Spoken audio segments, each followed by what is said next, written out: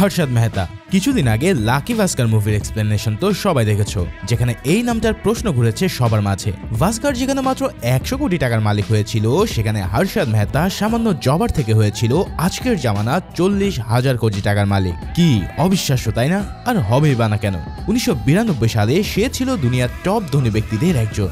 আজকের scam 1992 web সিরিজের এক্সপ্লেনেশনে আমরা সেই গল্পটাই জানবো যে কিভাবে হর্ষদ মেহতা এত টাকা কামিয়েছিল। তো চলো আর প্যাচাল না বাড়িয়ে শুরু করি আজকের ধুমধুমার লেভেলের এক্সপ্লেনেশন।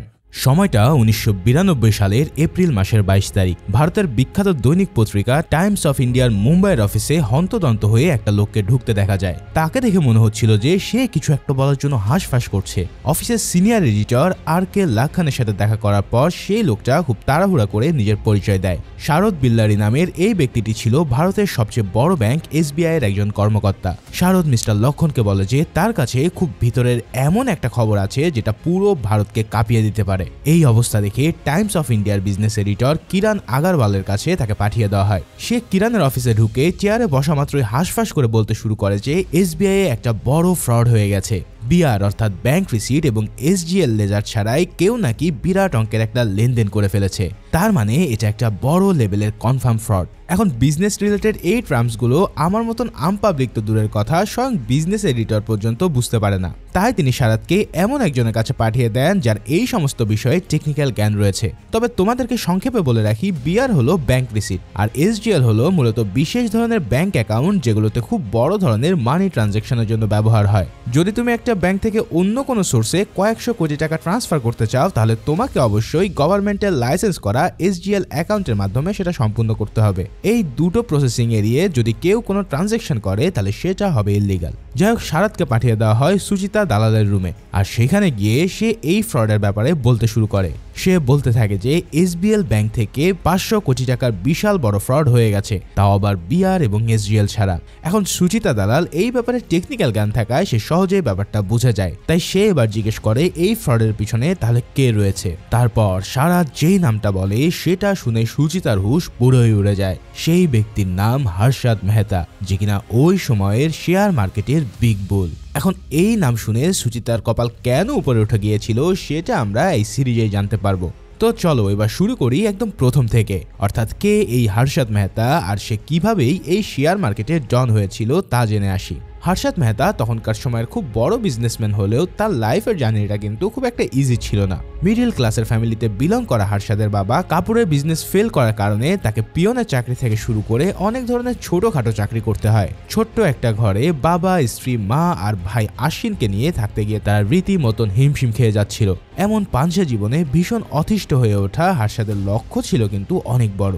একদিন তার ভাইয়ের সাথে আলাপ করতে করতে সে বলে ওঠে, চারিপাশে কত লোকই কত কিছু করে টাকা কামাচ্ছে, আর আমরা পড়ে আছি একটা ভাঙা ঘর নিয়ে। প্রতিবেশী জিগ্নেশ তো তার পুরো ফ্যামিলি সহ শেয়ার মার্কেটে ইনভেস্ট করে রাতারাতি টাকার কুমির হয়ে উঠেছে। এখন তারা যদি পারে তাহলে সে কেন পারবে না? তবে আশ্বিন শেয়ার মার্কেট নিয়ে এতটা কনফিডেন্স ছিল না, কারণ সে জানতো যে এটা এমন একটা জায়গা যেখানে উপরে উঠলে তো ওঠাই যাবে, কিন্তু নিচে একবার নামা শুরু করলে মাজা ভেঙে পড়তে হবে। কিন্তু হর্ষা তার মন স্থির করে ফেলেছিল যে সে এই রিস্ক নিয়ে বিজনেসে একটা দাও নেবে। তাই আশ্বিনের সাহায্যে সে চলে যায় মুম্বাইয়ের স্টক এক্সচেঞ্জের এক ব্রোকার অফিসে। সেখানকার বস আম্বালাল তার হুলিয়া দেখে প্রথমে তাকে কাজে নিতে চায় না, কিন্তু সে বারবার অনুরোধ করার পর আম্বালালা তার মেমোরি চেক করার জন্য এক গাদা খাবারের নাম দ্রুত বলে তাকে অর্ডার করতে বলে। এটার কারণ হলো শেয়ার মার্কেটের ব্রোকার বা জবারদের কাছে এই মেমোরি খুবই তাগড়া হতে হয়, কেননা খুব অল্প সময়ের মধ্যে তাদেরকে বিভিন্ন ক্যালকুলেশন, ফিগার ইত্যাদি মনে রেখে ক্লায়েন্টদেরকে সেটা বলতে হয়। এখন এত দ্রুত কথাগুলো শুনে হর্ষদ কিন্তু একটা খাবারের নাম ছাড়া বাকি সবগুলো খাবারের নাম বলতেই সক্ষম হয়। এই সব দেখে আম্বালালা বুঝতে পারে যে না, এই ছেলের মধ্যে আসলে দম আছে। তাই সে পরের দিন সকালে তার অফিসের সিনিয়র জবার ভূষণের সাথে হর্ষদকে দেখা করতে বলে, কারণ হর্ষদও একজন জবার হওয়ার জন্যই অ্যাপ্লাই করেছিল।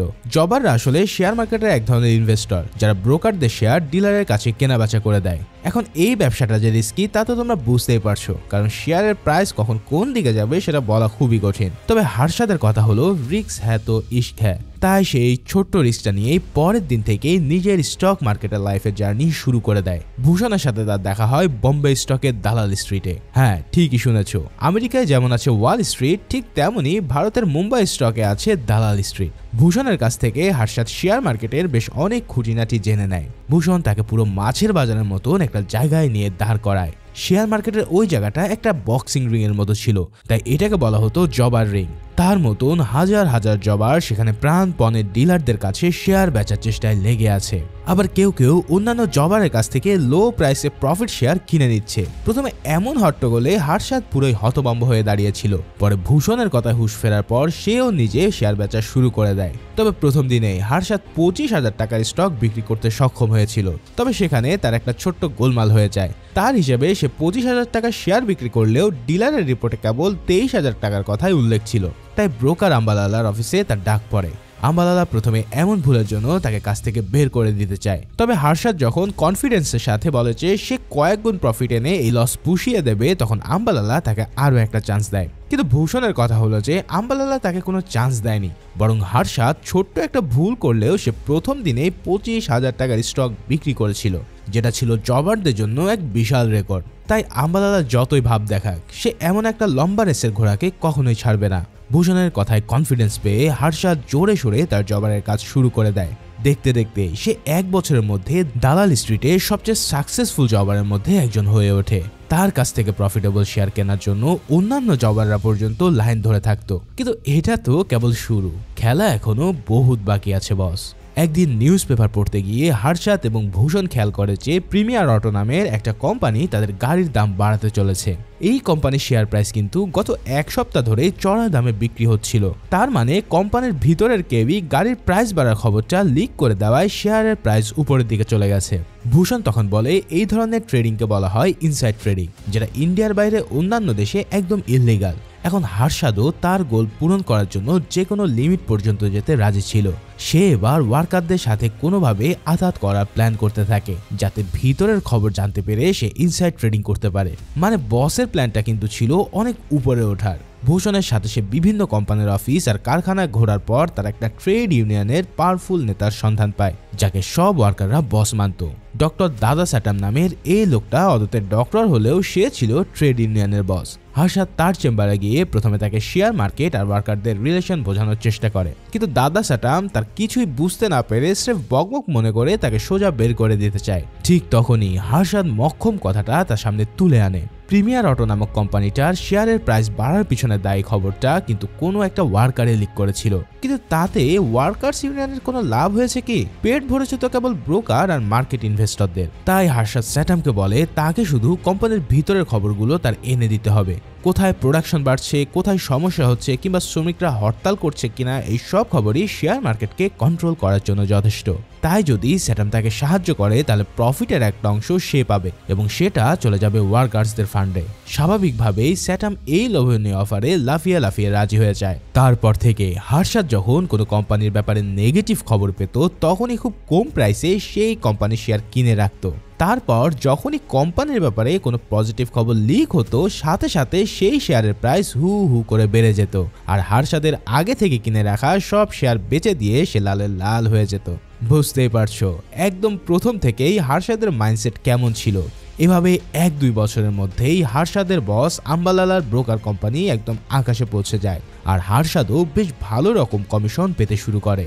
তবে এবার সে উপলব্ধি করতে থাকে যে তারা যতই কমিশন কামাক না কেন, সকল প্রফিট তো নিয়ে যায় এই ব্রোকাররা। তাই এবার হর্ষাদের টার্গেট নিজের ব্রোকার অ্যাকাউন্ট খোলা, অর্থাৎ এখন থেকে ইনভেস্টমেন্টও হবে তার, প্রফিটও হবে তার, আর যা ইচ্ছা ট্রেড করার স্বাধীনতা তো থাকবেই।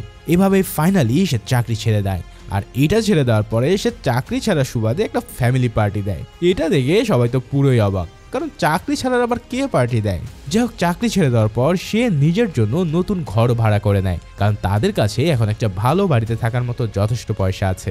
এদিকে তার ভাই আশ্বিনকেও সে বিয়ে দিয়ে দেয় এবং বিয়ের পরে হর্ষাদের সাথে সে ব্রোকার হিসেবে কাজ শুরু করে। হর্ষাদ এতদিনে কেবল রিয়েল ইনসাইড ট্রেডিং এর মাধ্যমে প্রফিট কামিয়ে আসছিল, তবে সে এবার আরো বেশি লাভের আসার জন্য একটা ভয়ানক সিদ্ধান্ত নেয়। আলোয়ার ফার্মা নামের ছোট্ট একটা কোম্পানির খুব লো প্রাইসে শেয়ার কিনে সে ফেক নিউজ ছাড়িয়ে কোম্পানির শেয়ারের প্রাইস বাড়াতে চায়। যেহেতু ইতিমধ্যে দালাল স্ট্রিটে সবাই তাকে বিশ্বাস করত, কেন আজ পর্যন্ত হর্ষাদ মেহতা যেই শেয়ার কিনতে তাদের বলেছে সেগুলোর সবার প্রাইসই হু হু করে বেড়েছে। তার মানে হর্ষাদ এই সুযোগের কড়া লেভেলের ফায়দা লুটতে থাকে।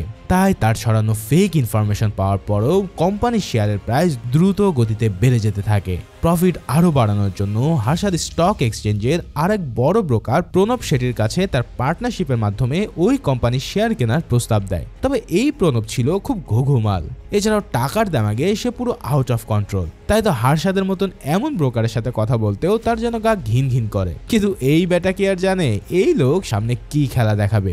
যাই হোক, এইসব বলার পর প্রণব সাফ জানিয়ে দেয় যে এইসব পেনি স্টক বা ছোট কোম্পানির শেয়ার কিনে সে হাত নষ্ট করে না। এইসব শুনে হার্শাদ বুঝতে পারে যে তাকে এক প্রকার অপমানই করা হলো, তাই সে এবার শুরু করে আসল খেলা।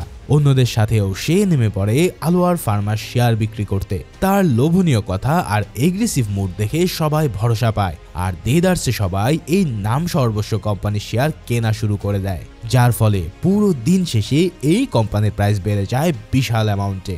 এই কাণ্ড দেখে তো সবার চোখ একদম কপালে উঠে যায়, কারণ আলিয়ার ফার্মার শেয়ার এখন 5 রুপি থেকে সোজা 20 রুপিতে উঠে গেছে। এভাবে বড় ধরনের প্রফিটের গন্ধ পেয়ে প্রণব শেঠিও সেদিন 50-50 পার্টনারশিপে হার্শাদের সাথে ইনভেস্ট করতে রাজি হয়ে যায়। কি বুঝতে পারলে তো, যতক্ষণ না পর্যন্ত তুমি খেলায় গোল না দিচ্ছ ততক্ষণ কেউ তোমাকে পাত্তা দেয় না। যাই হোক, সব মিলিয়ে হার্শাদের ব্রোকার লাইফ এখন তুঙ্গে। সে নিজের জন্য নতুন গাড়ি পর্যন্ত কিনে ফেলেছে। তবে এরপরে তার জীবনে আসে সবচেয়ে বড় ধাক্কা। প্রতিদিনকার মতনই একদিন জবার রিংয়ে ঢুকতে গিয়ে হার্শাদ হঠাৎ শুনতে পায় যে কেউ একজন চিৎকার করে বলছে স্টক মার্কেট ক্র্যাশ হয়ে গেছে। দ্রুত ভিতরে ঢোকার পর আশ্বিন এসে তাকে জানায় যে অন্যান্য সবার মতন তারাও এখন পুরো দেউলিয়া। অজয় কেডিয়া নামের একজন বড় মার্কেট কিং রিলায়েন্স সহ বড় বড় কিছু কোম্পানির শেয়ার ডাম্প করেছে, অর্থাৎ ফেক ইনফরমেশন ছাড়িয়ে তারা প্রচুর পরিমাণে শেয়ার ব্রোকারদের কাছে বিক্রি করে দেয়। কিন্তু সেই ইনফরমেশন লিক হওয়া মাত্রই কোম্পানির শেয়ারগুলো একদম ধসে গেছে, আর এই প্যানিকে যত রিটেলার শেয়ার হোল্ডার ছিল তারা সবাই তাদের সমস্ত শেয়ার বিক্রি করে দেয়, যার ফলে পুরো শেয়ার মার্কেট একদম নিচের দিকে পড়ে গিয়ে মার্কেট ক্র্যাশ হয়ে গেছে। 1982 সালের এই ভয়ানক ক্র্যাশে হার্শাদ এবং আশ্বিনের ইনভেস্টমেন্ট করা 10 লাখ রুপি মাত্র 10 মিনিটের মধ্যে হাওয়া হয়ে যায়। এখন এই খবর পাওয়ার পর মাথায় হাত দিয়ে দাঁড়িয়ে থাকা ছাড়া হার্শাদের আর কিছুই করার ছিল না। কিন্তু তার লাইফের কাহিনী তো কেবল শুরুই হয়েছে। এখন সেখান থেকে সে কিভাবে ঘুরে দাঁড়াবে সেটা জানতে চলো শুরু করি সেকেন্ড এপিসোডের শুরুতে আমরা দেখতে পাই যে শেয়ার মার্কেটের এই লসের পর মেহতা ফ্যামিলির এখন পুরোই খারাপ অবস্থা। বিশাল অঙ্ক লস খাওয়ার পর ধার মেটানোর জন্য হার্শাদের বাবা তাদের প্রায় সর্বস্ব বিক্রি করে দিয়েছে। এছাড়াও এতদিনের কারণে হার্শাদের স্টক মার্কেটের ট্রেডিং অ্যাকাউন্ট পর্যন্ত বন্ধ হয়ে যায়। কিন্তু হার্শাদ পণ করে রেখেছিল যে যত কিছুই হোক সে দালাল স্ট্রিটের পথ ছাড়বে না। যতটা লস সে ফেস করেছে তার সে কয়েক গুণ সে উসুল করেই ছাড়বে। কিন্তু এরই মাঝে একদিন অপ্রত্যাশিতভাবে হার্শাদের বাবা মৃত্যুবরণ করেন। বাবার এই আকস্মিক চলে যাওয়ায় সবার মাথায় যেন আকাশ ভেঙে পড়ে। হার্শাদের ভাই আশ্বিনও চাকরি নিয়ে শ্রীলঙ্কায় চলে যেতে চায়। কিন্তু একদিন দালাল স্ট্রিটের বাইরে বসে নাস্তা করার সময় পুরাতন এক জবার হঠাৎ এসে তাকে বলে যে হার্শাদ ভাই, প্লিজ আমাকে কয়েকটা ইনভেস্টমেন্ট করার টিপস দেন, কারণ আপনি আমাকে যতবার ইনভেস্টমেন্ট করিয়েছেন আমার ততদিনই লাভ হয়েছিল। এখান থেকেই হার্শাদের মাথায় আইডিয়া আসে যে তার কাছে যেহেতু টাকা নেই তাই শেয়ার মার্কেটে সে এবার কনসালটেন্সির ব্যবসা খুলে বসবে। আর এই কনসালটেন্সি ফার্মে যখন ক্লায়েন্টরা তার কাছে কনসালটেন্ট নিতে আসবে তখন তাদের টাকা দিয়ে সে ইনভেস্ট করবে। সো যেই ভাবা সেই কাজ, হার্শাদ এবার কনসালটেন্সি কোম্পানির নাম পর্যন্ত ঠিক করে ফেলে। গ্রোমোর নামক কোম্পানি স্টার্ট করার পর সে প্রথমে বেশ কিছু ইনভেস্টরের কাছে যায়। সবাই প্রথমে তাদের কাছে ইনভেস্ট করতে না চাইলেও দক্ষ ব্রোকার হওয়ার কারণে এই দুই ভাই মানুষকে ম্যানিপুলেট করার কাজটা খুব ভালো করেই জানতো।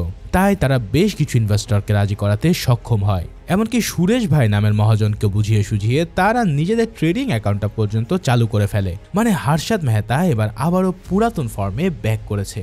নিজের খোলা কনসালটেন্সি ফার্মের জন্য প্রথমে একটা ঘর ভাড়া করার পর তারা কিছু এমপ্লয়ি জোগাড় করে ফেলে। এরপর হার্শাদ আবারও চলে যায় প্রণব শেঠির কাছে। মার্কেটের ব্যাপক পরিচিতি থাকার কারণে প্রণব খুব ভালোভাবে ইনভেস্টমেন্ট জোগাড় করতে পারত। তাই সে হার্শাদকে বেশ কিছু ধনী ক্লায়েন্টের একটা পার্টিতে নিয়ে যায়, যেখানে হার্শাদ তাদেরকে 10 লাখ রুপি ইনভেস্ট করার জন্য রাজিও করিয়ে ফেলে। কিন্তু পার্টিতে বেহায়াপনা দেখার পর সে কিছু না বলে সেখান থেকে বেরিয়ে আসে, কারণ সে ছিল একজন proper family man.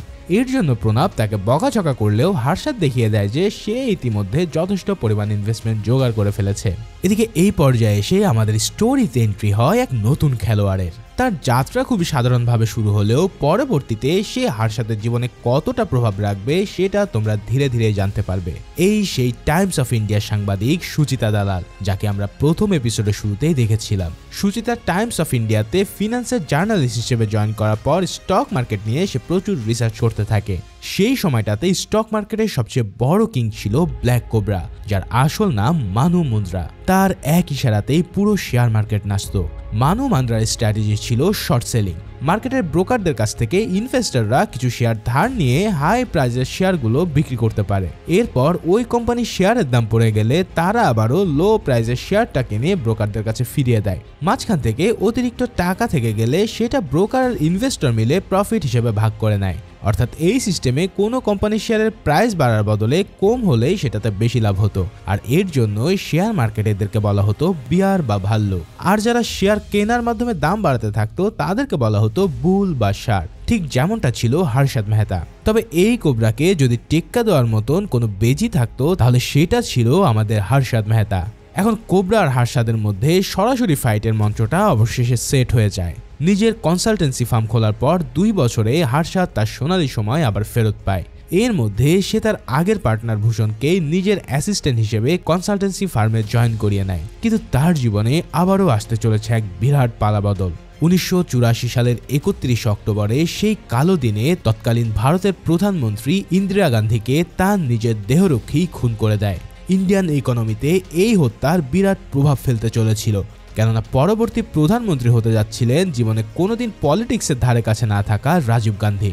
Share market যে ক্র্যাশ করবে সেই ব্যাপারে সমস্ত ব্রোকাররা প্রায় শতভাগ নিশ্চিত ছিল। তখন ব্ল্যাক কোবরা ওরফে মানু মুন্দ্রা ভাবলো যে শর্ট সেলিং এর জন্য এটাই তার কাছে সবচেয়ে বড় সুযোগ। এই সময় কোনো কোম্পানির শেয়ার যদি নিচের দিকে একটু নামানো যায় তাহলে এই প্যানিকে যত শেয়ার রয়েছে তাহলে সবাই তাদের সব শেয়ার সেল করে দেবে। স্টক মার্কেটের ভাষায় এই জিনিসটাকে বলা হয় স্কোয়ার আপ। সময় মতো প্রাইস অনেক লো হয়ে গেলে সে আবারও শেয়ারগুলো কিনে নিয়ে শর্ট সেলিং সম্পূর্ণ করতে পারবে। এখন প্রণব শেঠি এবং আশ্বিন এই মার্কেটের ক্র্যাশের ব্যাপারটা আন্দাজ করতে পেরে হর্ষদকে সময় থাকতেই সব শেয়ারগুলো বেচে দিতে বলে। ভূষণ কিন্তু জাবার রিং থেকে কল করে জানিয়েছিল যে ব্ল্যাক কোবরা শেয়ার মার্কেট ইতিমধ্যে ক্র্যাশ করতে চলেছে, কিন্তু হর্ষদ প্ল্যান করে যে না, এটাই হচ্ছে সুবর্ণ সুযোগ মানুষের মধ্যে তার উপরে আরো বেশি বিশ্বাস বাড়ানো। এখন যদি সে কোনো মতেন এই ক্র্যাশ বাঁচিয়ে মার্কেট উপরে রাখতে পারে তাহলে পুরো শেয়ার মার্কেটে কেবল একটা নামের উপরে চলবে, আর তা হলো বিগ বুল হর্ষদ মেহতা। তবে এই ক্র্যাশ থেকে বাঁচতে হলে হর্ষদকে ইনভেস্টমেন্ট করতে হবে হিউজ অ্যামাউন্ট। তাই সে তার সকল ক্লায়েন্টকে কল দিয়ে ইনভেস্টমেন্ট ম্যানেজ করা শুরু করে দেয়। সবাই তো শেয়ার সেলের জায়গায় কেনার কথা শুনে পুরো থ বনে যায়। তারা বলতে থাকে, আরে এ লোক পাগল নাকি, মার্কেট তো ক্র্যাশ করবে। তবে হর্ষদ সবাইকে বলে যে আমার পার্সোনাল গ্যারান্টি রইল, যদি তোমাদের 1 টাকা আমি 5 টাকা করে দিতে না পারি তাহলে আমার নাম হর্ষদ মেহতা নয়। ঠিক এভাবেই সে তার কনফিডেন্স দিয়ে সবার কাছে ইনভেস্টমেন্ট করা শুরু করে দেয়, যার ফলে সেদিন মার্কেট পড়া তো দূরে থাক, ইন্দ্রনের প্রাইস বাড়তে থাকে রকেটের গতিতে। অন্যদিকে কম প্রাইসে কেনার অপেক্ষায় থাকা কোবরার প্ল্যান পুরোপুরি ফেল মারে। এই বিরাট ঝাটকার পর ব্ল্যাক কোবরা এবার সেটাকে পার্সোনালি নিয়ে ফেলে, আর সেই সুযোগ মতন হর্ষদ মেহতার টুটি চেপে ধরার জন্য অপেক্ষা করতে থাকে। একবার চিন্তা করো, কোনো কিছু পাবার জন্য ভিশনটা আসলে কতটা জরুরি। আসলে রিস্ক না নিলে বড় কিছু করা কখনোই সম্ভব না। যাই হোক, ইন্দিরা গান্ধী মারা যাওয়ার 2 বছরের মধ্যে হর্ষদ তার কনসালটেন্সি ফার্ম থেকে কোটি কোটি টাকা লেনদেন করতে সক্ষম হয়। সে ইন্দ্রোল, জুরারি অ্যাগ্রো এবং স্পেক নামে 3টা কোম্পানিতে অনেক টাকা ইনভেস্টমেন্ট করে রেখেছিল, কিন্তু স্পেক কোম্পানির শেয়ারের প্রাইস ফল করার কারণে তাকে কোটি টাকা লসও ভোগ করতে হয়। আর এই সুযোগে ব্ল্যাক কোবরা তার লোকদেরকে শেয়ার মার্কেটে হর্ষদ মেহতার নামে ফেক নিউজ ছড়ানোর কাজে নেমে পড়ে। স্পেক কোম্পানির লসের পিছনে তারা হর্ষদকে দায়ী করে তার উপর থেকে ইনভেস্টরদের বিশ্বাস তুলে নেওয়ার একটা প্ল্যান করে। কিন্তু হর্ষদ তো একবারে কাঁচা খেলোয়াড় না, তাই নিজের নেটওয়ার্ক থেকে সে আগেই খবর পেয়ে যায় যে ব্ল্যাক কোবরা তার রেপুটেশন নষ্ট করতে চলেছে। এতক্ষণ হয়তো তোমরা বুঝতে পারছো যে এই মার্কেটের রেপুটেশনই সব, কেননা হর্ষদের কথাতেই সবাই চোখ বন্ধ করে শেয়ার কিনে ফেলতো। যাই হোক, নিজের রেপুটেশন আরো বেশি স্ট্রং করার জন্য হর্ষদ এবার চালে অন্য চাল। কোবরার বেয়ার গ্যাং সেটা করার আগেই হার্ষাদ তার সমস্ত এমপ্লয়ীদের বেতন সহ নিজের ফার্মের যত পাওনা বাকি ছিল সব কিছু নিজের পকেট থেকে অ্যাডভান্স পে করে দেয়। আর এটা করার ফলে পুরো মার্কেটে তার দিকে কেউ আঙ্গুল তুলে পর্যন্ত তাকাতে পারে না। সেই সাথে সাথে পুরো মার্কেটে ছড়িয়ে যায় যে হার্ষাদ মেহতার কাছে ফান্ডের কোনো অভাব নেই, আর সে কারো টাকা মেরে খাওয়া লোক না। এভাবে কোটি টাকা লস খেয়েও হার্ষাদ তার রেপুটেশন ঠিকই ধরে রাখে। আর এবারও কোবরার প্ল্যান একবারে মাঠে মারা যায়। তাহলে হার্ষাদ আর কোবরার মধ্যে কি এখন ডিরেক্ট ফাইট হতে চলেছে? চলো সেটা জানার জন্য শুরু করি থার্ড এপিসোডের শুরুতে আমরা দেখতে পাই হার্ষাদ মেহতা এখন ব্ল্যাক কোবরাকে ছাড়িয়ে আরো উঁচু লেভেলের বাঘা রাঘব বলদের সাথে ব্যস্ত। তার কাছে এখন এসব কোবরা টোবরার কোনো পাত্তাই নেই। প্রথমে একজন জবার, এরপর সেখান থেকে ব্রোকার, তবে এবারের হার্ষাদের চাওয়া যেন আরো উপরে।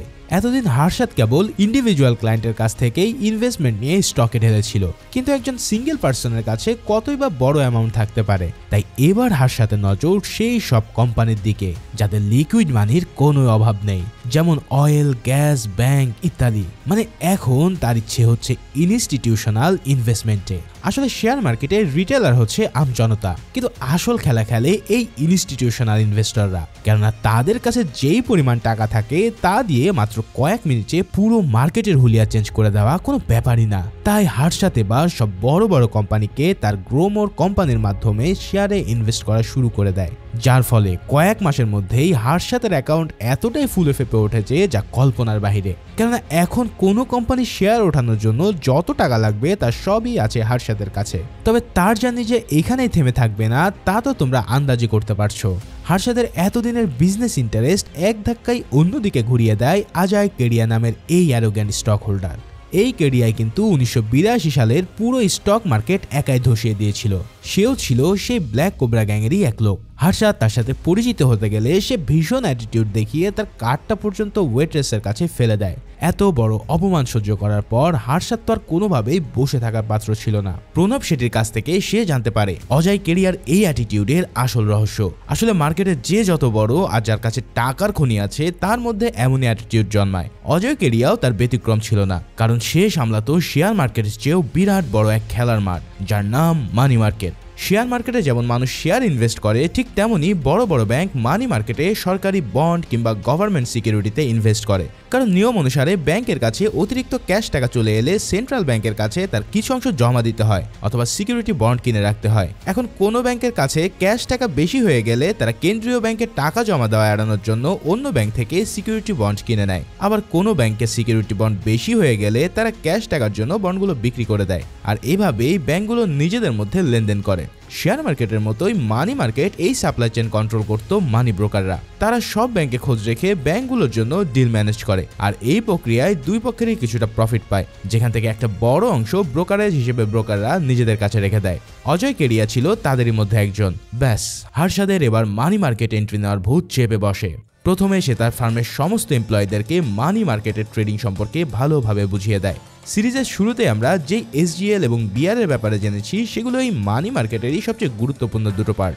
বড় বড় ব্যাংকের কোটি কোটি টাকার বন্ডগুলো যখন নিজেদের মধ্যে বিক্রি করে তখন এসজিএল অ্যাকাউন্টের ঝামেলা এড়াতে তারা বিআর রিসিপ্ট দেয়। কারণ এত বড় সংখ্যক সিকিউরিটি বন্ড এক ব্যাংক থেকে অন্য ব্যাংকে আনা নেওয়াটা বিশাল ঝামেলার ব্যাপার ছিল। তার উপর প্রায় সব ব্যাংকই খুব কম সময়ের জন্য সিকিউরিটি বন্ড কিনে সেই বন্ডগুলো আবার ফেরত দিয়ে দেয়। আর এর জন্যই ব্যাংকগুলো অন্য ব্যাংকে গাড়ি বোঝাই করে সিকিউরিটি বন্ড পাঠানোর বদলে সিম্পলি একটা রিসিপ্ট লেনদেনের প্রমাণ হিসেবে দিয়ে দেয়। সেটাকেই বলা হয় বিআর বা ব্যাংক রিসিপ্ট। লেনদেনের মেয়াদ শেষে বিআর ফেরত দিয়ে আবারও টাকাও নেওয়া যেত। যাই হোক, মানি মার্কেটে ইনভেস্ট করার ডিসিশন নেওয়ার পর হার্ষাদ প্রথমে সিটি ব্যাংক অফ ইন্ডিয়ার ফিনান্স অফিসার কৃষ্ণ ত্যাগীর সাথে দেখা করে, কিন্তু ত্যাগী তাকে এক কথায় ফিরিয়ে দেয়। কারণ মানি মার্কেটের ডিলাররা নতুন কাউকে মানি মার্কেটে ঢুকতে দিতে চায় না। আর আগে থেকেই ত্যাগীর পার্সোনাল ব্রোকার ছিল অজয় কেডিয়া। এরা দুজনেই ব্ল্যাক কোবরার সাথে মিলে বিয়ার কার্টেল চালাতো। হার্ষাদ ত্যাগীর কাছ থেকে রিজেক্ট খেয়ে এবার চলে যায় ব্যাংক অফ আমেরিকায়। সেখানকার ট্রেজারি চিফ নীরাজ চোপড়ার সাথে সে একটা অ্যাপয়েন্টমেন্ট সেট করার চেষ্টা করে, কেননা সে এই মার্কেটের আসল কাহিনী তখনই জানতে পারবে যখন খোদ এই মার্কেটের কেউ তাকে সব জানাবে। কিন্তু নিরাজের তখন বিমানের একটা ফ্লাইটে মাদ্রাজ যাওয়ার কথা ছিল। হার্ষাদ তখনই সেই একই প্লেনে নিরাজের পাশের সিটটি বুক করে ফেলে। মানে বোঝো একবার, হার্ষাদের কাছে সুযোগ আসার মানে হলো সেটাকে সে নিয়েই ছাড়বে। নিরাজের পাশের সিটে বসতে বসতে সে তার সাথে কাকতালীয়ভাবে দেখা হওয়ার ভান করে ভাব জমিয়ে ফেলে। নিরাজ তাকে বলে সিটি ব্যাংকের ত্যাগী আর তার দলবল মিলে পুরো মার্কেট দখল করে রেখেছে। বিদেশি মালিকানাধীন হওয়ায় তাদের কাছ থেকে বিরাট অ্যামাউন্টের ফান্ডের সাহায্যে তারা যে কোনো মুহূর্তে সিকিউরিটি বন্ড কিনে লেনদেন করতে পারত, যার ফলে অন্যান্য ব্যাংকও তাদের কাছ থেকে বন্ড কিনতে বাধ্য হয়, যার ফলে পুরো মানি মার্কেটে এদের রাজ চলে। তখন হার্ষাদ বলে ওঠে যে যদি সিটি ব্যাংক এমন একটা গ্যাং বানাতে পারে তাহলে আমরা কেন পারবো না? আমরা ছোট ছোট কিছু ব্যাংকে একত্রিত করে তাদের মধ্যে সিকিউরিটি বন্ডের ডিলিংটা করিয়ে সিটি ব্যাংক থেকে কিছুটা ডিল কেড়ে নিতে পারি। এটা হলে মানি মার্কেটে সিটি ব্যাংকের প্রভাব কিছুটা হলেও কমে আসবে। নিরাজ প্রথমে একটু ইতস্ততা করলেও হার্ষাদের কথাটা ভেবে দেখার পর সে কিছু ব্যাংক ম্যানেজারের সাথে এই বিষয় নিয়ে মিটিং অ্যারেঞ্জ করে। এরপর থেকেই হার্ষাদ সেই ব্যাংকগুলোর মধ্যে বন্ডের ডিলিং শুরু করে দেয়। এদিকে বিয়ার কার্টেলের মতোই তাদেরও একটা গ্যাং তৈরি হয় যাকে বলা হতো বুল কার্টেল। কিন্তু এভাবে ডিল করে তারা ছোটখাটো প্রফিট কামালেও বড় কোনো দাও মারতে পারছিল না, কারণ বাঘা বাঘা সব ব্যাংকগুলো ছিল সিটি ব্যাংকের হাতে। তাই মাস্টার মাইন্ড হার্ষাদ এবার প্ল্যান করে যে সে এই খেলায় সবচেয়ে বড় গুটিটা নিয়ে খেলা শুরু করবে। তাই সে চলে যায় মূলধনের দিক থেকে ভারতের সবচেয়ে বড় ব্যাংক স্টেট ব্যাংক অফ ইন্ডিয়াতে, যারা লোকাল ব্যাংক তো বটেই, বড় বড় বিদেশি ব্যাংকের সাথেও বন্ডের ডিলিং এর মাধ্যমে মানি মার্কেটের বিরাট একটা অঙ্ক লেনদেন করে থাকে। হার্ষাদকে পুরোই অবাক করে দিয়ে এসবিআই এর ট্রেজারি ইনচার্জ কিমানি তাকে ব্রোকার হিসেবে রেখে দেওয়ার জন্য এক কথায় রাজি হয়ে যায়, কারণ তার রেপুটেশন ছিল যে সে তার ব্রোকার লাইফে নিজে লস খেলেও ক্লায়েন্টকে সে কখনো লস হতে দেয়নি। আর এখান থেকেই হার্ষাদ হয়ে যায় মানি মার্কেটের কিং। তার মানে কিসের কি প্রাইভেট ব্যাংক, হার্ষাদের হাতে আছে এখন ইন্ডিয়ার সবচেয়ে বড় ব্যাংকের আনলিমিটেড মানি। এদিকে মানি মার্কেটের কিং হয়ে যাওয়ার পরেও সে কিন্তু তার পুরাতন ডেরা অর্থাৎ শেয়ার মার্কেট ছেড়ে যায়নি। ব্যাংকের সিকিউরিটি বন্ডের ডিল করার সময় ঝামেলা কমানোর জন্য ব্যাংকগুলো তাদের ব্রোকারদের অ্যাকাউন্টে সব চেক জমা করে দিত। সেই সময়টা অ্যানালগ হওয়ার কারণে সিকিউরিটি ডিলিং ইস্যু হতে প্রায় 10 থেকে 15 দিন সময় লেগে যেত, ফলে এই সময়টায় পুরো টাকাটা ব্রোকারের অ্যাকাউন্টে পড়ে থাকতো। এখন এই লুপহোলটাই হার্ষাদের মাথায় ঠাস করে ক্যাচ করে যায়। সেভাবে আরে হুদাই অ্যাকাউন্টে টাকা পড়ে থাকবে কেন? যদি এই টাকা ওই কয়েকদিনের জন্য শেয়ার মার্কেটে লাগিয়ে দিই তাহলে তো অন্যের টাকায় আমরাও বড় বড় দান মারতে পারবো, আর সময় হওয়ার আগেই তাদের টাকা ব্যাক দিয়ে দিলেই তো ব্যাস সব ক্লিয়ার। বাইরে ভাই কি বলবো আর, হার্ষাদের মাথায় যে এত এত টেকনিক ঘুরপাক খায় তা সত্যি মাথা নষ্ট করে দেওয়ার মতো। হার্ষাদ মেহতা তার এই লুপহোল দিয়ে পুরো শেয়ার মার্কেটের ইন্ডেক্স পয়েন্ট 1600 থেকে 2300-তে নিয়ে যায়, যার ফলে পুরো শেয়ার মার্কেট এখন কেবল উপরের দিকে উঠছিল রকেট গতিতে। পুরো দেশের জনগণের মুখে কেবল একটাই নাম, আর তা হলো হার্ষাদ মেহতা। সে যেন শেয়ার মার্কেটকে রীতিমতো তার নিজের হাতে বানানো পুতুল করে দিয়েছে। আর এখান থেকেই তাকে সবাই ডাকতে থাকে বম্বে স্টক এক্সচেঞ্জে দ্য বিগ বুল বলে। এদিকে হার্ষাদের এমন অবস্থা দেখতে পেয়ে যেই অজয় কেডিয়া তাকে 2 পয়সারও দাম দেয়নি সে পর্যন্ত ভয়ে কাঁপতে শুরু করে। কেডিয়া আর কোবরা সহ তাদের বিহার গ্যাংকের সার্কেলে সবাই মিলে প্ল্যান করতে থাকে যে কিভাবে হার্ষাদকে আটকানো যায়, কারণ হার্ষাদ ইতিমধ্যে তাদের লাভের ব্যবসায় সম্পূর্ণ পানি ঢেলে দিয়েছে।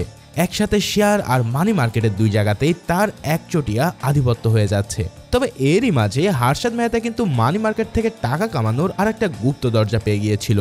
স্ট্যান্ড চেক নামের একটা ব্যাংকের 200 কোটি টাকা সিকিউরিটি বন্ড কেনার প্রয়োজন ছিল, কিন্তু হার্ষাদের রাডারে থাকা কোনো ব্যাংকেরই এত টাকার বন্ড ছিল না। কিন্তু হার্ষাদ এরপরও ভয়ানক একটা স্টেপ নেয়। সে ব্যাংক অফ খারাজের ম্যানেজারকে স্ট্যান্ড চেকের জন্য 200 কোটি টাকার বন্ডের বিহার রিসিপ্ট লিখে দিতে বলে, কিন্তু নিজেদের কাছে এত বন্ড না থাকায় এই ফেক রিসিপ্ট লেখাটা হবে পুরোপুরি ইল্লিগাল এবং রিস্কি। তাই ব্যাংক ম্যানেজার এই কাজটা না করতে চাইলে হার্ষাদ বলে সিকিউরিটি বন্ড তো আসলে কিছুই না, জাস্ট একটা কাগজের রসিদ, কারণ ওই সময়টাতে ব্যাংকগুলোতে অ্যাডভান্স অনলাইনের কোনো সিস্টেম ছিল না, তাই সব লেনদেন হতো স্রেফ কাগজে। যদি খারাজ ব্যাংক স্ট্যান্ড চেককে 15 দিনের জন্য 200 কোটি টাকার বিয়ার রিসিপ্ট দেয় তাহলে সেই ব্যাংকে 200 কোটি টাকা জমা হয়ে যাবে। এরপর তারা সেই টাকাটা কোথাও ইনভেস্ট করে 15 দিনের মধ্যে 4 কোটি টাকা প্রফিট করে ফেলতে পারবে, আর সময় শেষ হয়ে গেলে টাকাটা আবারও স্ট্যান্ড চেককে ফিরে দিয়ে বিহারও নিয়ে নিতে পারবে। জাস্ট চিন্তা করো, কোয়ের তেলে কই ভাজা বুঝি এগিয়ে বলে। যদিও কাজটা খুবই রিস্কি আর ভয়ানক লেভেলের ইলিগাল, কিন্তু ব্যাংকগুলো নিজেদের লোভের জন্য ধীরে ধীরে হার্শাদের এই পলিসিও অনুসরণ করতে শুরু করে। এই পদ্ধতিতে ব্যাংকগুলো যেই প্রফিট পেত, হার্শাদ সেটাকে ব্রোকারেজের সাথে মিলিয়ে বলতো ব্যাংকারেজ। তবে গন্ডগোল তো আর বেশি দিন চাপা থাকে না। 1990 সালে ভারতের রিজার্ভ ব্যাংক অফ ইন্ডিয়া ভারতের ব্যাংকিং সিস্টেমে প্রচুর ঘাপলা দেখতে পেয়ে কয়েকটা ব্যাংকের উপরে একটা অডিট জারি করে, যার বেশিরভাগই ছিল হার্শাদের অধীনে। ওদিকে ত্যাগের সিটি ব্যাংক ছিল ধরাছোঁয়ার বাইরে, কারণ বিদেশি ব্যাংক হওয়ার কারণে তাদের উপরে অডিট করাটা ছিল বেশ রিস্কের বিষয়। একবার যদি তারা নাখোশ হয় তাহলে দেশের অর্থনীতিতে তার প্রভাব পড়তে পারে। তবে এরই মাঝখানে বড় খেলোয়াড় হিসেবে খেলতে চলে আসে সুচিতা দালাল। ব্যাংকিং সেক্টর এবং শেয়ার মার্কেটে সুচিতার বেশ ভালো কিছু সোর্স ছিল। তাদের বদলতে সে কিছু ব্যাংকের বিয়ার রিসিপ্ট নিয়ে ঘাপলার একটা রিপোর্ট টাইমস অফ ইন্ডিয়াতে প্রকাশ করে। এই রিপোর্ট পাবলিশ হওয়ার পরেই আরবিআই একদম নড়ে চড়ে বসে। যেই সিটি ব্যাংকে তারা কিছুটা ছাড় দিয়ে আসছিল, তাদের উপর পর্যন্ত স্ট্রিক্ট গাইডলাইন তারা জারি করে। তবে আরবিআই এর এইসব গাইডলাইনের কারণে অজয় কেরিয়ার মতন ব্রোকাররা ধাক্কা খেলেও বিগ বুল হার্শাদ মেহতার গায়ে তার একটুও আঁচ লাগেনি। হার্শাদের মাথায় প্রতিটা ক্রাইসিসের জন্যই অদ্ভুত অদ্ভুত ব্যাকআপ প্ল্যান থাকতো। সেই প্ল্যান অনুসারে সে এবার খোদ সরকারের অধীনে থাকা বিভিন্ন কোম্পানিকে ব্যাংকের মাধ্যমে মানি মার্কেটে টাকা ইনভেস্ট করাতে রাজি করিয়ে ফেলে। অর্থাৎ এখন তার কাছে টাকার এক অফুরন্ত সোর্স চলে এসেছে। এই ইনভেস্টমেন্টের মাধ্যমে হার্শাদ সরকারকে তো প্রফিট বানিয়েই দিত, আর সেই সাথে সাথে ট্রানজ্যাকশনের সময় নিজের অ্যাকাউন্টে আটকে থাকা টাকাগুলো সে শেয়ার মার্কেটে ইনভেস্ট করে কোটি কোটি টাকার প্রফিট কামাতো। তার এক ইশারায় এখন পুরো শেয়ার মার্কেট কাঁপতে থাকে। দেখতে দেখতে তার নিজের সম্পদও প্রায় 14,000 কোটি টাকা ছাড়িয়ে যায়, আর সে হয়ে ওঠে ভারতের সবচেয়ে বড় ট্যাক্স পেয়ার। এদিকে তার প্রতিযোগীরা এমন উন্নতি দেখে হিংসায় জ্বলে পুড়ে মরা ছাড়া আর কিছুই করতে পারে না। কিন্তু হার্শাদের এই সাকসেস হিস্টোরি কি এভাবে চলতে থাকবে, নাকি নতুন কোনো টুইস্ট তোমাদের জন্য অপেক্ষা করছে? এখন সেটা জানার জন্য চলো শুরু করা যাক ফোর্থ এপিসোড। ফোর্থ এপিসোডের শুরুতেই দেখা যায় সুচিতা দালাল এখন পুরোপুরি হার্শাদ মেহতার পিছনেই লেগে পড়ে আছে। হার্শাদ কিভাবে শেয়ার আর মানি মার্কেটকে ম্যানিপুলেট করে কোটি কোটি টাকা কামিয়ে নিচ্ছে সেটা এক্সপোজ করাই ছিল তার একমাত্র উদ্দেশ্য। এর জন্য সে কিছুদিন আগে ডিজি নামের এক ব্রোকারের কাছ থেকে কিছু ইনফরমেশন জানতে গিয়েছিল। তবে তখন সেই লোকটা তাকে ফেরত দিলেও এবার সেই লোকটা নিজে এসে তাকে জানিয়ে দেয় যে হার্শাদের এত বিশাল ফান্ডের সোর্স আসলে সরকারের অধীনে থাকা কোম্পানিগুলো। লোকটা সুচিতাকে যথাযথ প্রুফও হাজার করে দেওয়ার প্রতিশ্রুতি দেয়। হার্শাদ সরকার আর ব্যাংকের টাকাগুলো শেয়ার মার্কেটে ইনভেস্ট করেছে ঠিকই, কিন্তু সেটা এক প্রকারের জুয়া ছিল। কারণ কোনোভাবে শেয়ার মার্কেট ক্র্যাশ করলে এক নিমিষেই সব টাকা গায়েব হয়ে যাবে, আর তখন হার্শাদ কোথা থেকে এই টাকাগুলো ফেরত দেবে? এদিকে এত কিছুর পরেও হার্শাদের বিজনেস রান একেবারে থেমে থাকেনি। প্রতি মুহূর্তে তার মাথায় নতুন নতুন বিজনেস আইডিয়া খেলা করত। হার্শাদ এবার নিজের টাকা ইনভেস্ট করার বদলে বিভিন্ন কোম্পানিতে নিজের স্টেক নিয়ে কোম্পানির মালিকানার একটা অংশ নিজের নামে করে নিচ্ছিল। কোনো কোম্পানির শেয়ার কেনার পরেই শেয়ার মার্কেটে ওই কোম্পানির শেয়ার প্রাইস উপরের দিকে নিয়ে যাওয়াটা ছিল তার জন্য ডাল ভাত। শেয়ারের প্রাইস যত বাড়তো ততগুণ প্রফিট যেত হার্শাদের পকেটে। সে এখন সাকসেসের চূড়ায় থাকলেও তার ভাই আশ্বিন কিন্তু কিছুটা বিপদের আভাস পাচ্ছিল, কারণ মার্কেট উপরে উঠতে উঠতে চারিদিকে হার্শাদের বহু শত্রু তৈরি হয়ে গিয়েছিল। কিন্তু হার্শাদের বিলাসী মন এই সব কিছুকেই থোড়াই কেয়ার করত। তার নতুন প্ল্যান ছিল নিজের কনসালটেন্সি ফার্ম গ্রোমোরের আইপিও লঞ্চ করে শেয়ার মার্কেটে নিজের অবস্থান আরো মজবুত করা। ওদিকে হার্শাদের শত্রুরাও কিন্তু একদমই বসে নেই। প্রতিনিয়ত তারা চেষ্টা করে যাচ্ছিল যে কিভাবে হার্শাদকে টেনে নিচে নামানো যায়। সিটি ব্যাংকের ত্যাগী আর কেডিয়া গ্যাং কয়েকটা ব্যাংকে দিয়ে হার্শাদের কিছু শেয়ার বিক্রি করিয়ে তাকে লস খাইয়ে দেয়। হার্শাদ পোলো নামের একটা কোম্পানিতে নিজের স্টেক নিয়ে প্রচুর শেয়ার ইনভেস্ট করে রেখেছিল।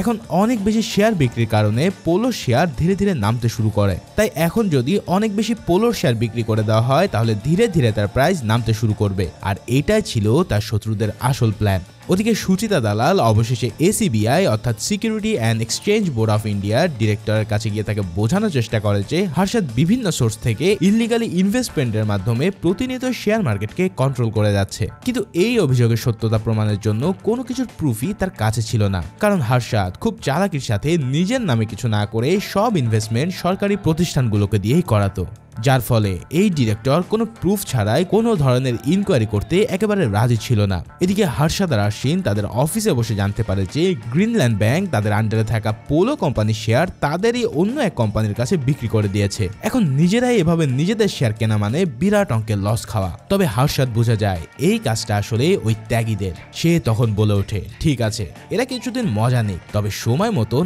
এদের পিছনে বড় সাইজের বাঁশ দেওয়া হবে।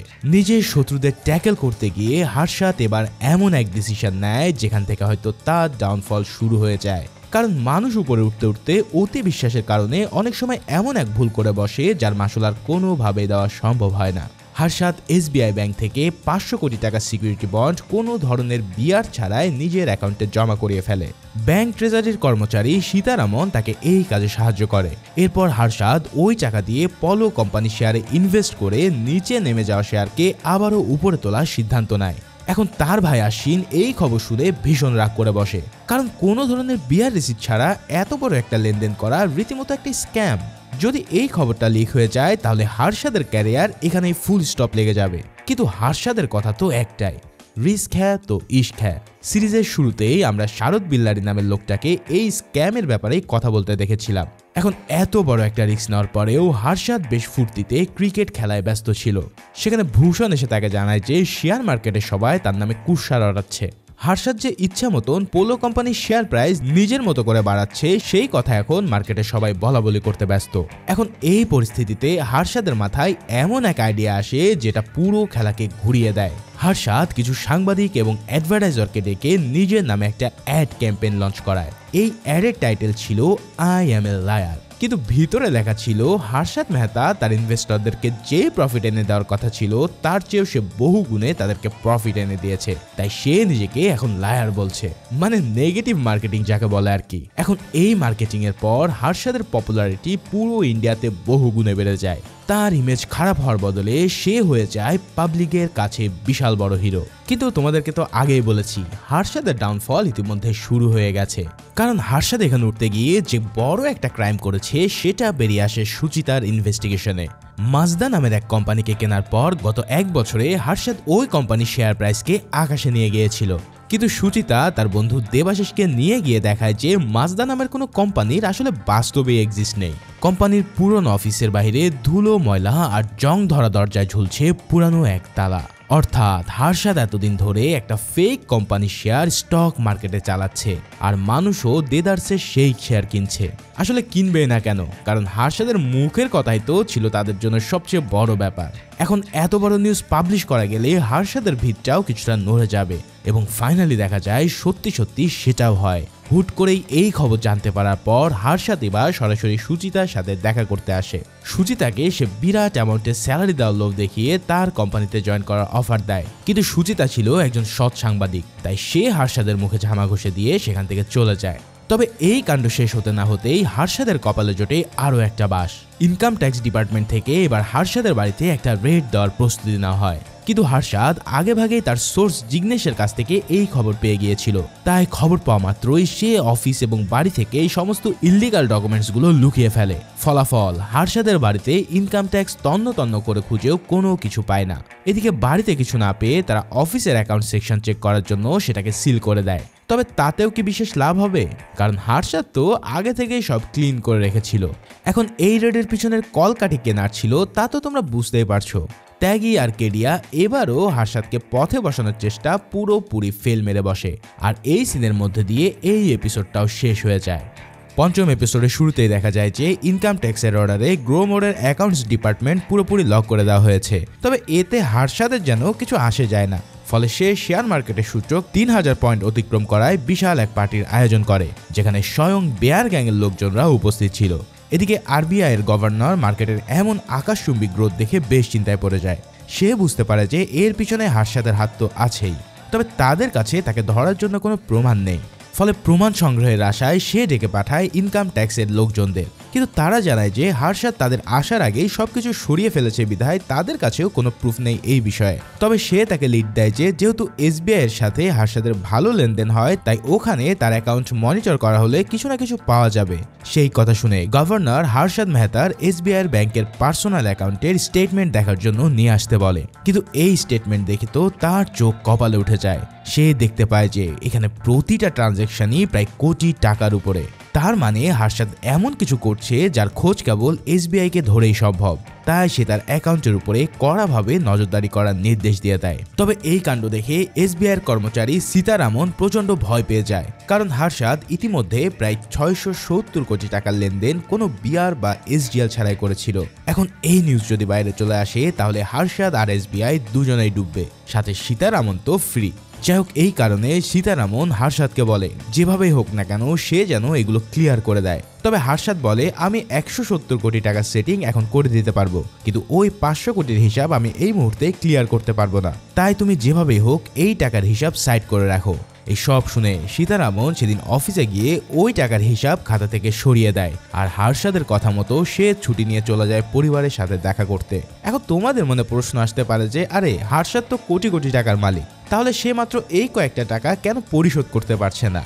আসলে মূল কাহিনী হলো হার্ষাদ তার সকল ইনভেস্টমেন্ট কেবল শেয়ার মার্কেটকে উপরে রাখার জন্য ইনভেস্ট করে রেখেছে। তাই এখন এই টাকা বের করতে হলে তাকে শেয়ার সেল করতে হবে, আর শেয়ার সেল করা মানে হলো মার্কেট দ্রুতই ডাউনে চলে যাবে। কিন্তু মার্কেট যদি ডাউন হয়ে যায় তাহলে হার্ষাদের কেনা যত সব শেয়ার আছে সবগুলোর দাম পড়ে যাবে, আর এই দাম পড়ার কারণে সেও মাটিতে মিশে যাবে। তাই শেয়ার সেল করে এই টাকা দেওয়া কোনোভাবেই সম্ভব নয়। এর জন্য এখন তাকে অন্য কোনো সোর্স থেকে টাকাটা ম্যানেজ করতে হবে। এদিকে বেয়ার গ্যাং তো এমনই এক সুযোগের অপেক্ষায় ছিল যেখানে একবার যদি হার্ষাদ তার শেয়ার সেল করা শুরু করে তাহলে তারা প্যানিক সৃষ্টি করে পুরো মার্কেটকে ক্র্যাশ করে দেবে। তো বুঝতেই পারছো হার্ষাদের জন্য এই সময়টা কতটা ক্রিটিক্যাল। যাই হোক, হার্ষাদ এবার আইবিআর এর গভর্নরের কাছে যায় তাকে সেটিং করার জন্য, কিন্তু গভর্নর তাকে সাফ বুঝিয়ে দেয় যে হার্ষাদকে গোনার টাইম তাদের নেই। তবে এইদিকে এসবিআইতে হঠাৎ যেন তুলকালাম পড়ে যায়। এসবিআই লোকজন একদিন পরে হিসাব করতে গিয়ে দেখতে পায় যে তাদের অ্যাকাউন্ট থেকে লাখ টাকা নয়, গায়েব হয়েছে 500 কোটি টাকা। তারা বুঝতে পারে যে এই কাজ কে করেছে তার একমাত্র সন্ধান সীতারামনই দিতে পারবে। তাই তারা পুরো বিষয়টা গোপন করে চলে যায় সীতারামনের খোঁজে। ফাইনালি তাকে পাওয়া গেলে তাকে ধরে নিয়ে আসা হয় এসবিআই এর অফিসে। সেখানে ম্যানেজার তাকে এই টাকার বদলে এসডিএল দেখাতে বলে, কিন্তু সীতারামন জানায় তার কাছে এই টাকার কোনো এসডিএল নেই। এছাড়াও এই টাকার বিআর আছে, কিন্তু সেটাও তার কাছে নেই। এই কথা শুনে তাদের মাথায় যেন পুরো আকাশ ভেঙে পড়ে। আরে বেটা বলে কি? তখন ম্যানেজার যে না জানতে চায় যে তাহলে কার কাছে বিআর আছে, তখন বাধ্য হয়ে সীতারামন জানায় যে হার্ষাদ মেহতার কাছে। এই নাম শুনে যেন তারা পুরোই ভিমড়ি খেয়ে পড়ে। তারা বুঝে যায় এতদিন ধরে ব্যবসা করার আড়ালে হার্ষাদ তাদের সাথেও 2 নম্বরে শুরু করে দিয়েছে। কিন্তু এই টাকা তাদের যেভাবেই হোক উদ্ধার করতে হবে। তাই তারা সোজা চলে যায় ব্যাংকের চেয়ারম্যানের কাছে, আর তাকে সব বলে অনুরোধ করে যে তিনি যেন হার্ষাদের সাথে কথা বলে এই টাকাটা ব্যাক নিয়ে নেয়। কিন্তু চেয়ারম্যান জানায়, আরে আমি এই দেশের সবচেয়ে বড় ব্যাংকের চেয়ারম্যান হয়ে একজন মিডল ম্যানের সাথে দর কষাকষি করব? এই কাজ যেহেতু তোমাদের মধ্যে থেকে হয়েছে তাই তোমাদেরকে তা হ্যান্ডেল করতে হবে। তো এই কথার পর ম্যানেজার এবার সরাসরি হার্ষাদকে ব্যাংকে ডেকে তাকে এই টাকার এগেনস্টে বিআর দিতে বলে। কিন্তু হার্ষাদ মিথ্যা বলে তাকে জানায় যে বিআর তার কাছে আছে, কিন্তু ইনকাম ট্যাক্সের লোকজনরা তার অফিস রেট দেওয়ার কারণে সে এখান থেকে সেটা নিতে পারছে না। এই সব কথা শুনে ব্যাংক ম্যানেজারের বুঝতে বাকি থাকে না যে হার্ষাদ তার সাথে গেম খেলছে। তাই সে কড়া করে বলে দেয় যে টাকা আমাদের ফেরত চাই। এবার এমন ভাব দেখে হার্ষাদ তার কাছ থেকে 7 দিনের সময় চেয়ে নেয় পুরো হিসাব সেটেল করার জন্য। কিন্তু প্রশ্ন হলো এই 7 দিনে হার্ষাদ কিভাবে এত টাকা ফেরত দেবে? তার ভাই আশ্বিন আর প্রণব শেঠের একই কথা, ভাই কিছু শেয়ার বিক্রি করে দিয়ে অন্তত এই ঝামেলা থেকে আমরা উদ্ধার হই, কেননা সব সময় পচা শামুকেই আমাদের পা কাটে, তাই লস হলে লস, তাও তুই টাকাটা সেটেল করে দে। তবে হার্ষাদ মেহতা এই সব কথা কানে তুলতে চায় না, কারণ তিলে তিলে করা এই স্টক মার্কেটকে সে আরো উপরে তুলতে চায়, যার কারণে এখন সেল নয় বরং আরো অনেক বেশি শেয়ার তাকে কিনতে হবে। এর উপর গত কয়েকদিন ধরে স্টক এক্সচেঞ্জের ওয়ার্কারদের মধ্যে একটা স্ট্রাইক চলার কারণে শেয়ার মার্কেটও বন্ধ ছিল, ফলে এই মুহূর্তে ডিরেক্ট শেয়ার সেল করার উপায়ও তাদের হাতে নেই। তার মানে বিপদ এসেছে একদম চারিদিক থেকে। এদিকে এই এসবিআই এর কারচুপির কাহিনী ত্যাগী তার সোর্স দিয়ে ঠিকই জেনে ফেলে। তাই তারা এবার প্ল্যান করতে থাকে যে এটাই সুযোগ মার্কেটকে নিচে নিয়ে আসার। এই মুহূর্তে হার্ষাদের 500 কোটি টাকা ম্যানেজ করতে হলে তাকে শেয়ার সেল করতে হবে, আর এটা করার ফলে মার্কেট যখন ডাউন ট্রেন্ডে চলে আসবে তখন তারা পুরো মার্কেটে ধস নামিয়ে দেবে। তার উপরে স্ট্রাইক চলার কারণে এত বড় শেয়ার বিক্রি করতে হলে কেবল সিটি ব্যাংকের কাছে তাকে তা বিক্রি করতে হবে, ফলে এখানেও হার্ষাদ মারা খাবে কড়া লেভেলের। তাই সবাই অপেক্ষা করতে থাকে যে কখন হার্ষাদ এসে তাদের পা ধরবে। কিন্তু হার্ষাদের যে কোন কোন পর্যায়ে কানেকশন ছিল সেই ব্যাপারে তাদের কোনো ধারণাই ছিল না। দিল্লির এক ক্ষমতাধর ধর্মগুরুর সাথে হার্ষাদের খুব ভালো যোগাযোগ ছিল। এই স্বামীজি কিন্তু কর্পোরেট মার্কেটের সাথে খুব ভালো কানেকশন রাখত, কারণ সে ছিল স্বয়ং প্রধানমন্ত্রীর অফিসের political channel. National housing bank নামের আরেক ব্যাংক থেকে স্বামীজির সাহায্যে হার্ষাদ 500 কোটি টাকার বিয়ার পেয়ে যায়। এবার সেই বিয়ার নিয়ে সে সোজা চলে যায় SBI-তে, আর তার সকল পেমেন্ট সে ক্লিয়ার করে দেয়। এই বিয়ার রিসিট পেয়ে এবার SBI-এর অফিসাররা যেন খুশিতে গদগদ হয়ে পড়ে। তাদের বুক থেকে যেন এক বিশাল বড় পাথর নেমে যায়। এত বড় একটা ধাক্কা সামলানোর পর SBI এবং হার্ষাদ দুপক্ষই সেটা নিয়ে আর কোনো জলঘোলা না করে সেটাকে চেপে যায়। কিন্তু রাইভাল গ্যাংরা তো আর এ বিষয়ে বসে নেই। ত্যাগীদের দল কোনোভাবে বুঝতে পারছিল না যে কিভাবে হার্ষাদ এত বড় অ্যামাউন্ট শেয়ার বিক্রি ছাড়াই জোগাড় করতে পারলো। কিন্তু ত্যাগীর মাথায় তখনও হার্ষাদকে ফাঁসানোর একটা আইডিয়া ছিল। হার্ষাদ কিন্তু SBI-এর সাথে এক ধরনের ফ্রডই করেছিল। এখন ধরা পড়ে গেছে, এই কারণেই তাকে টাকাটা ফেরত দিতে হয়েছে। ফলে ব্যাপারটা ডিসমিস হয়ে গেলেও যে ইলিগাল পথটা হার্ষাদ বেছে নিয়েছিল সেটা যদি লিক হয় তাহলে তার রেপুটেশন ধুলোয় মিশে যাবে। তাই পুরো বিয়ার গ্যাং মিলে হার্ষাদকে ফাঁদে ফেলার পুরো প্ল্যান দাঁড় করিয়ে ফেলে। এই কারণে SBI-তে তাদের একজন খাস লোকের প্রয়োজন ছিল যে এই তথ্যটা বাইরে লিক করতে পারে। কি চিনতে পারছো তো? এই সেই শারদ বিল্লা, যাকে কিনা এই সিরিজের আমরা সবার প্রথমে দেখেছিলাম। তার মানে এই খবর লিক করার পিছনে আসলে মূল ছিল ত্যাগী এবং তার বিয়ার গ্যাং। তার মানে বুঝতে পারলে তো, এই খবর পাবলিশ হয়ে গেলে হার্ষাদের সাথে কি হতে চলেছে। তাহলে হার্ষাদ কি পারবে তার এই রেপুটেশন বাঁচিয়ে রাখতে? আর শেয়ার মার্কেটই বা শেষ পর্যন্ত কোথায় গিয়ে থামবে?